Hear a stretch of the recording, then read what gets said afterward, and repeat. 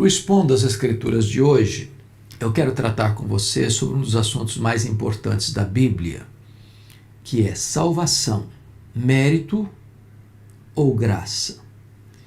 E eu quero expor Efésios capítulo 2, versos de 1 a 10. Este assunto é um assunto debatido ao longo da história da igreja. Algumas pessoas pensam que a salvação é pelas obras, é mérito humano. Salvação é uma espécie de medalha de honra ao mérito que você recebe pelo seu esforço. É uma conquista das obras. Outros acreditam que a salvação é uma espécie de parceria entre você e Deus. Você faz uma parte, Deus faz outra, e o resultado é a sua salvação. É o chamado sinergismo. Você contribui com as suas obras e Deus lhe dá a fé. Mas o que a Bíblia ensina sobre este assunto? O que a Bíblia ensina é que a salvação é uma obra monergista de Deus, ou seja, é uma obra exclusiva de Deus. É Deus quem planejou, é Deus quem executa e é Deus quem consuma. De tal maneira que a própria Trindade está envolvida na nossa salvação.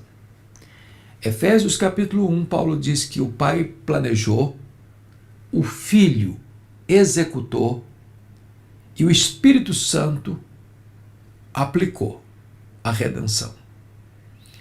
De tal forma que salvação é obra de Deus de A a Z, de alfa a ômega. Tudo provém de Deus, que nos reconciliou consigo mesmo por intermédio do Senhor Jesus Cristo. Defender esta tese bíblica de que não é mérito, é graça, é importante porque isso esvazia qualquer chance do homem receber os aplausos, do homem receber os louros, os encômios, os elogios, o reconhecimento. Toda a glória é endereçada a Deus, porque tudo provém de Deus. Então, no capítulo 2, versos 1 a 10 de Efésios, Paulo vai destrinchar esse assunto, ele vai clarear esse tema, ele vai trazer à baila, à tona, este fato tão glorioso. A salvação é uma obra da graça e não um fruto do mérito humano. No capítulo, eu gostaria de emprestar um esboço do Warren Wiersbe para olhar aqui 4 aspectos da nossa salvação, nesse texto de Efésios 2. Primeiro, versos 1 a 3, o pecado trabalha contra nós. Segundo, versos 4 a 9, Deus trabalha por nós. Terceiro, versículo 10, parte A, Deus trabalha em nós. Quarto, verso 10, parte B, Deus trabalha através de nós. Então, você tem 4 verdades aqui. O pecado trabalha contra nós, Deus trabalha por nós, Deus trabalha em nós, Deus trabalha através de nós. No capítulo 2, versos 1 a 3, o pecado trabalha contra nós, Paulo vai dizer que o homem, antes da sua conversão, ele é escravo do mundo, do diabo e da carne. Se não, vejamos. Ele diz assim: nos quais andastes outrora segundo o curso deste mundo. Mundo aqui não é a natureza, não é a criação, é o sistema. Esse sistema de valores pelo avesso. Esse sistema de valores contrários aos valores da ética judaico-cristã. É um mundo que está posto no maligno, cujo sistema todo é montado para desviar o homem da verdade, da santidade e da justiça. Esse mundo nebuloso são esses conceitos pelo avesso, essas distorções éticas, morais, são essas filosofias engenhosas que colocam o homem no centro e não Deus. São essas ideologias perniciosas que tentam reverter a verdade de Deus, ou inverter a verdade de Deus, ou distorcer a verdade de Deus, para emplacar aquilo que se chama de vícios, mazelas, iniquidades, como se aquilo fosse a quinta essência da virtude. Então, uma sociedade corrompida, uma sociedade que está rendida à ditadura do relativismo. Paulo diz que o homem, antes da sua conversão, ele está preso neste sistema, nessa cosmovisão, nessa viseira do mundo, do sistema corrompido. E é nesse sentido que a Bíblia diz que você não pode ser amigo do mundo, que se você for amigo do mundo, você vai ser inimigo de Deus. Que você não pode amar o mundo, que se você amar o mundo, o amor do Pai não está em você.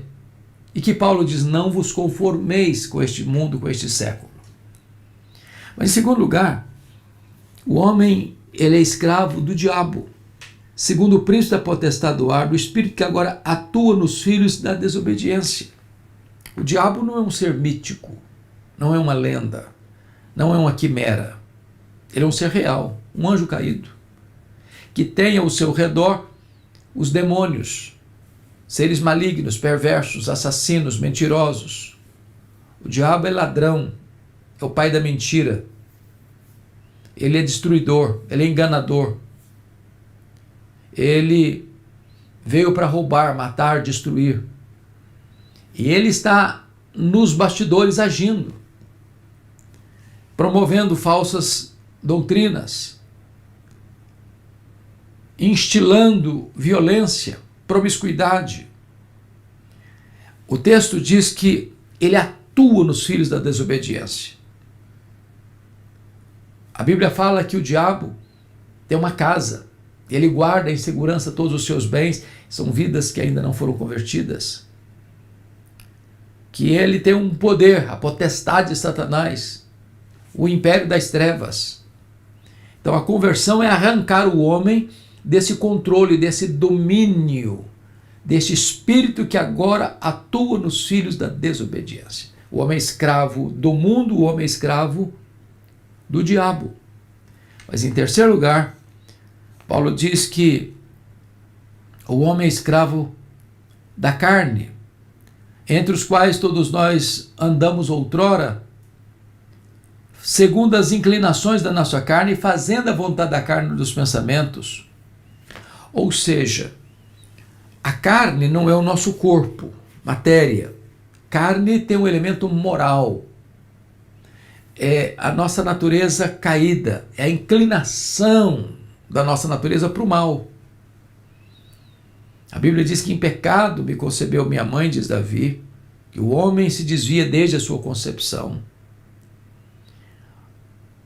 Aquilo que John Locke afirmou, que o homem é apenas uma tábua rasa, que o homem é apenas uma folha em branco, que o homem é apenas produto meio, não é verdade. Não é verdade. É o meio que produto o homem. O mal não está fora, está dentro do coração do homem.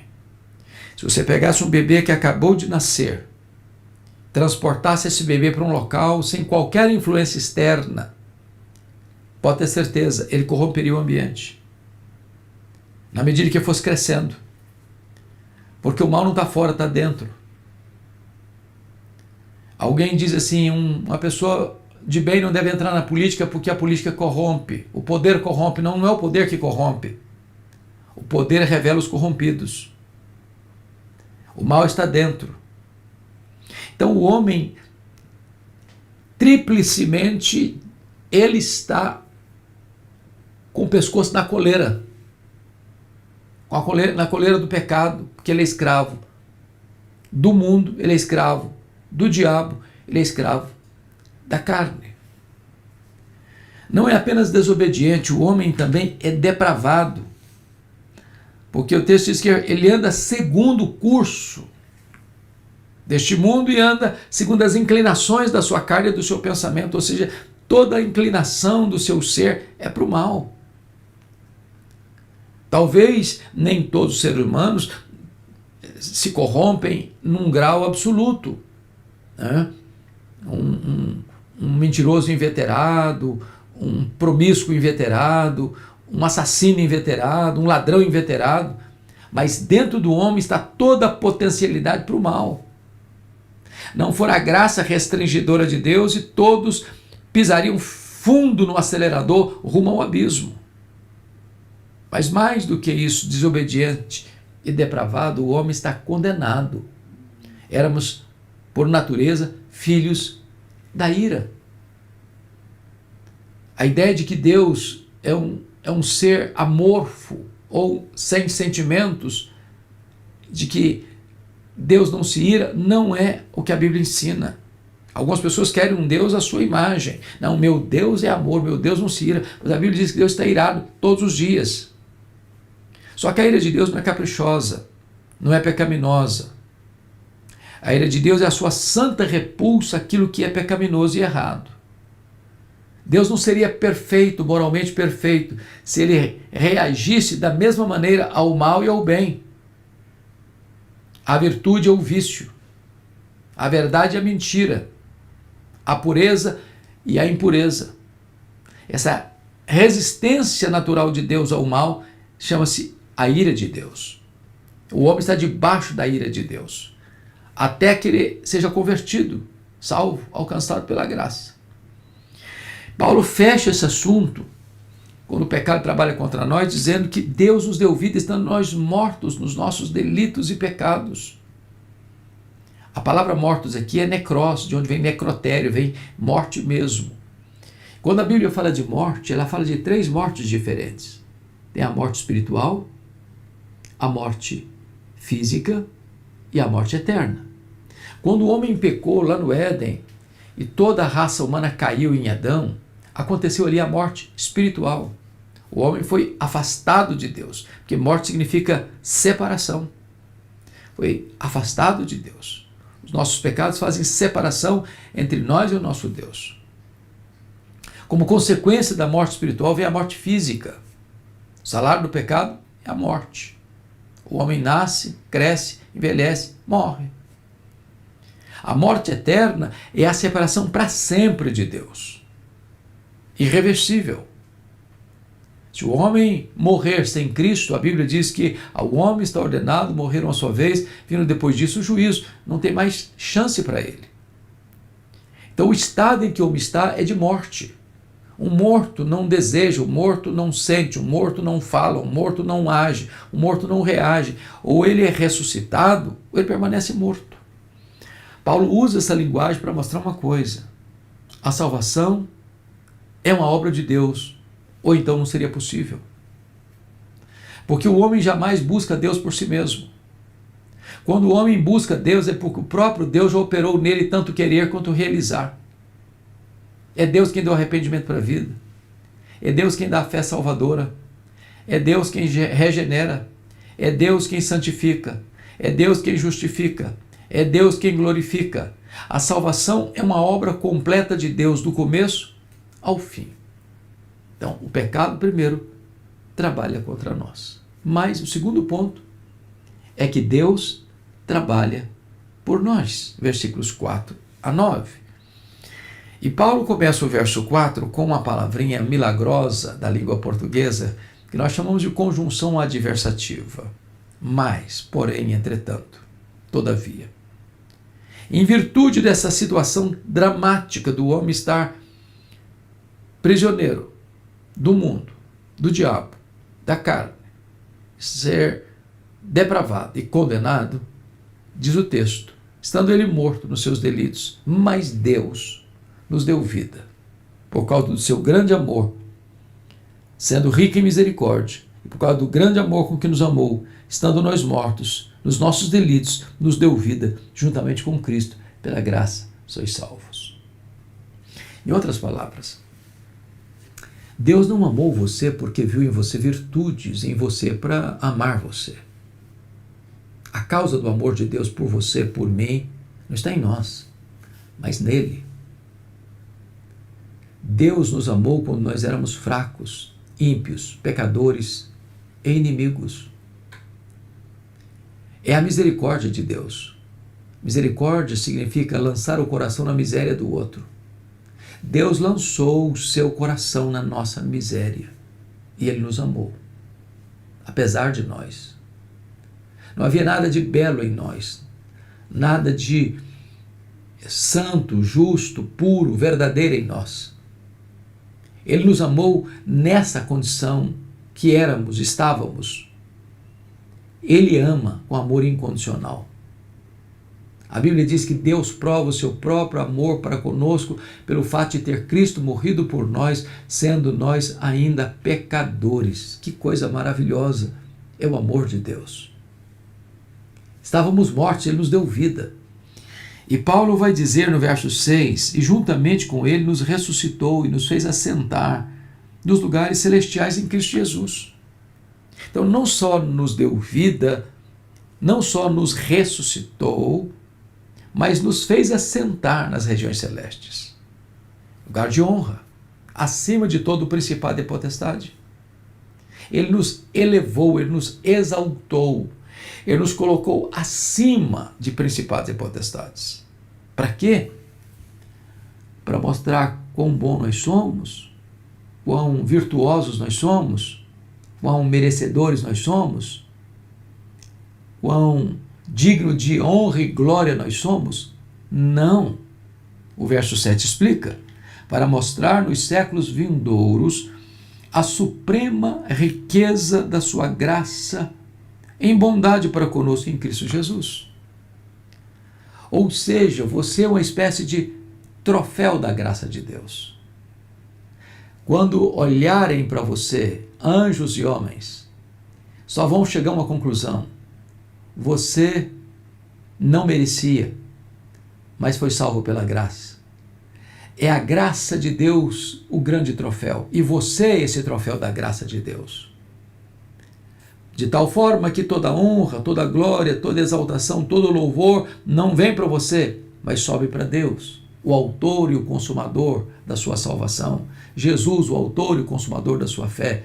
Tudo provém de Deus, planejado por Deus, realizado por Deus, consumado por Deus, para que toda a glória seja dada a Deus. Maravilhoso isso. Mas agora, Paulo vai mostrar a salvação em 3 aspectos. Primeiro, a causa meritória da salvação, versículo 8. Segundo, a causa instrumental da salvação, versículo 8. E terceiro, a causa propositada da salvação, ou seja, o propósito para o qual você e eu fomos salvos. E Paulo começa assim: pela graça sois salvos, mediante a fé. Isso não vem de vós, é dom de Deus. Note você que a salvação não é pelas obras, não é pelas obras mais a fé. A salvação é pela graça, mediante a fé.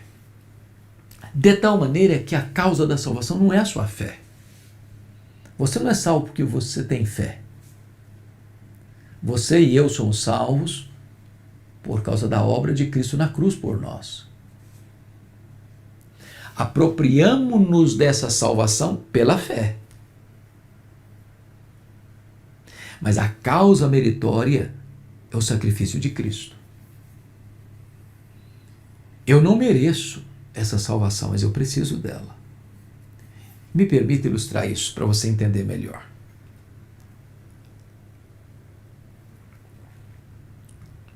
Eu estou falando aqui de Luz para o Caminho de Campinas, São Paulo. Eu era seminarista aqui em Campinas em 1978, quando eu entrei no seminário. E aqui veio pregar em Campinas Nilson Fanini, pastor batista, grande evangelista. Pregar numa cruzada no Taquaral. E eu fui lá. E ele pregou exatamente nesse texto. Basicamente, Efésios 2:8. Eu estou falando de 45 anos passados. E ele contou uma ilustração que eu nunca esqueci. O que é graça? Ele disse que havia um professor lá no Rio de Janeiro, de escola bíblica dominical, com crianças carentes do bairro. E dentre aquelas crianças havia um menino que vinha maltrapilho, descalço, com as roupas puídas. E esse professor, tomado de misericórdia, compaixão, foi numa loja, comprou roupas, comprou brinquedos, comprou material escolar, fez um grande pacote. Começou a subir as encostas do morro para levar aquele presente para aquela criança. O menino não sabia que o presente era para ele, e ainda vivendo num ambiente tão perigoso, tão hostil, o menino teve uma atitude esquisita, inusitada, cobiçando aquele pacote, pegou uma pedra e jogou no rapaz, no professor. Feriu a cabeça dele, ele caiu desmaiando, sangrando, e ele catou o pacote e levou para casa. Alguém socorreu o professor, fez os curativos. Quando ele melhorou, ele foi na loja, comprou as mesmas coisas, roupas, brinquedos, material escolar, e subiu de novo. Chegou na casa do menino, bateu a porta. O pai atendeu com muito constrangimento e o homem disse: eu vim trazer esses presentes para o seu filho. O pai, muito constrangido, respondeu: o meu filho não merece esses presentes. Foi o meu filho que jogou aquela pedra no senhor. Ele não merece. E o professor olhou e disse: é verdade. O seu filho não merece, mas o seu filho precisa desses presentes. Isso é graça. Isso é graça. Eu não mereço, mas eu preciso. Pela graça, sois salvos, mediante a fé. Então, a causa meritória é a graça. Agora, a causa instrumental é a fé. A fé é a mão estendida de um mendigo para receber o presente de um rei. Eu me aproprio dessa salvação pela fé. Quando eu olho para a cruz, quando eu olho para Jesus e reconheço que Ele veio ao mundo para morrer pelos meus pecados, quando Ele carregou no madeiro sobre o seu corpo os meus pecados, quando eu compreendo que Ele foi feito pecado, Ele foi feito maldição, e que lá na cruz Ele quitou a minha dívida, que Ele pagou a minha redenção com seu sangue. Quando eu creio que Ele veio ao mundo para me salvar, e efetivamente Ele fez isso, e ressuscitou para minha justificação, quando eu creio nesta verdade, quando eu tomo posse desta verdade pela fé, a salvação é apropriada. Eu tomo posse dessa salvação. Essa é a causa instrumental. Mas você pode fazer outra pergunta aí, mas qual o propósito? E aí vem o terceiro ponto da minha mensagem. Ele diz: não de obras, para que ninguém se glorie, mas somos feitura de Deus, criados em Cristo Jesus, para as boas obras. E aqui é o terceiro ponto. Primeiro, o pecado trabalha contra nós. Segundo, Deus trabalha por nós. Terceiro, Deus trabalha em nós. Somos feitura de Deus, criados em Cristo Jesus para as boas obras. O que significa isso? As obras são importantes, mas é claro que são. E onde elas entram? Na salvação. As obras entram na salvação não como causa, mas como evidência. Você não é salvo pelas obras, você é salvo para a prática das obras. Você não é salvo por aquilo que você faz para o próximo e para Deus. Você é salvo por aquilo que Cristo fez por você na cruz. Deus nos formou, somos feitura, e a palavra feitura aqui é a palavra poema. Você é o poema de Deus, criado em Cristo Jesus para as boas obras. Talvez você olhe para a sua vida e diga, puxa vida, mas se eu sou um poema, não tem rima a minha vida não está legal, não está bonita, não está harmonizando com nada, não está demonstrando uma poesia tão bela assim, não. É que Deus está trabalhando ainda em você. As obras feitas por você foram obras que Deus preparou você para elas. Você foi criado para elas. Quando você faz as obras, não é para você se engrandecer, não é para você receber os louros, os aplausos, os elogios. Não, para que vejam as vossas boas obras e glorifiquem o vosso Pai que está nos céus. Algumas pessoas chegaram até colocar Paulo batendo cabeça com Tiago. Porque Paulo diz que a salvação é só pela fé, independente das obras. E Tiago diz que a fé sem as obras é morta. Eles não estão em contradição, eles não estão batendo cabeça. É que Paulo olhou para a causa da salvação e disse, é só pela fé. Tiago olhou para a evidência da salvação e disse, se prova a fé pelas obras. De tal maneira que a fé, ela é o resultado, a evidência, a consequência e não a causa. Agora, onde tem a fé verdadeira, vai ter obras. Porque a evidência da fé são as obras. A causa das obras é a fé. A consequência da fé são as obras. Então a causa meritória é a graça, a causa instrumental é a fé, mas a evidência dessa salvação são as obras. Então já vimos que o pecado trabalha contra nós, já vimos que Deus trabalha por nós, já vimos que Deus trabalha em nós, mas agora vamos ver que Deus trabalha em quarto lugar, através de nós. E assim termina o versículo 10, as quais Deus de antemão preparou para que andássemos nelas. Agora Deus opera através de nós. Às vezes as pessoas, na melhor das intenções, mas equivocadamente, oram a Deus e dizem, Senhor, manda lá alguém para falar com fulano. Oh Deus, manda uma ajuda para o Beltrano. Oh Deus, traz uma palavra de consolo para o Cicrano. E Deus está dizendo, pois é, mas eu já nomeei você para fazer isso. Deus vai lá consolar o enfermo através dos seus pés. Deus vai lá socorrer o aflito através das suas mãos. Deus vai lá consolar a pessoa atribulada através da sua voz. Você foi criado para isso, para que você ande nessas boas obras. Porque agora Deus que trabalhou em você vai trabalhar através de você. Nós somos o corpo de Cristo na terra. Deus está agindo por meio da igreja, por meio de você, por meio de mim, por meio de nós. Então, fica aqui essa reflexão para você. Salvação, mérito ou graça? A resposta eloquente à salvação é pela graça. Só pela graça.